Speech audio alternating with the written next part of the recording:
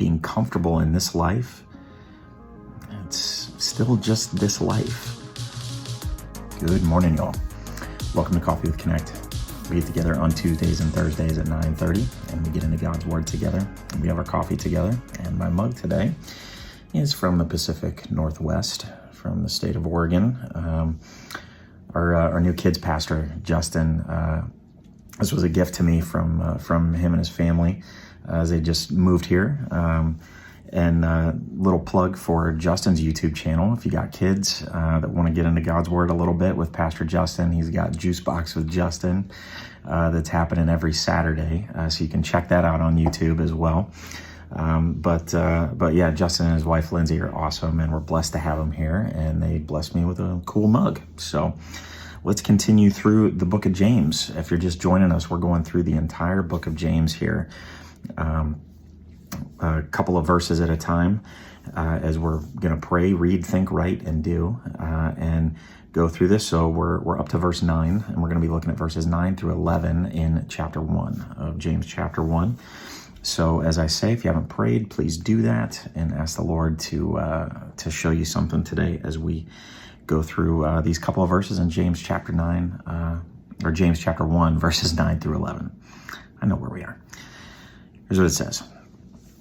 Believers in humble circumstances ought to take pride in their high position, but the rich should take pride in their humiliation, since they will pass away like a wildflower. For the sun rises with scorching heat and withers the plant. Its blossom falls and its beauty is destroyed. In the same way, the rich will fade away, even while they go about their business. So what's James getting at here? There's a few spots throughout the book of James that ends up feeling a bit like Proverbs, where it's got these little like nuggets of wisdom. And this is one of them. I don't think I know anyone who hasn't had financial concerns at some point or another in their life, if not kind of all the time. Finances, they bring us as many tests and trials as anything else. And our world and our financial systems in our world are kind of structured that way, if we're being honest, but that's beside the point. We've all wondered or wondering how to make ends meet, been in that spot. And as much as it is appropriate for believers in humble positions to be glad when we're lifted up by God, as it says, so it's appropriate, but also far more difficult. The Bible makes it real clear for those that are on high, as it says here, or the rich, to be glad when they're brought to a place of humiliation by trials. Humiliation meaning humbled, not like the embarrassed kind of humiliation necessarily, but really more from the place of humility. And so James is really trying to bring some financial perspective here to us. I'm going to call it the value of valuables. Financial struggle can sometimes serve as a reminder to the wealthy that being comfortable in this life, it's still just this life.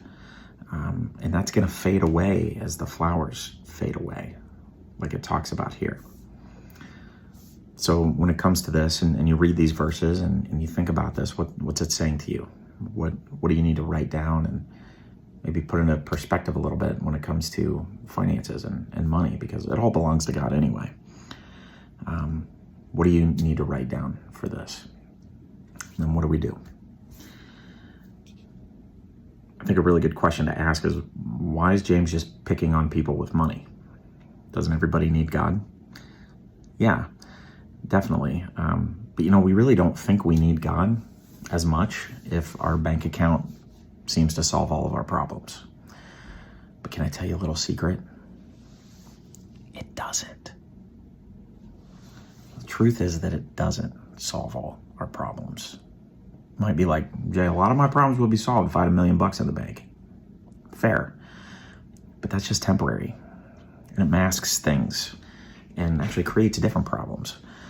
And our reliance on the Lord and what it really means and what really matters to him. And we get further and further away from that sometimes. For perspective on the value of our valuables is not right. It's why some of the most joyful people on earth follow Jesus and have very little. I've experienced that for myself. Seen it. Don't take this wrong. There is nothing wrong with having money or having nice things. That's not what this is saying. It's what we do with it. It's the value that we put on it that James is trying to get at here. How it affects the heavenly perspective of our faith. It can take more work.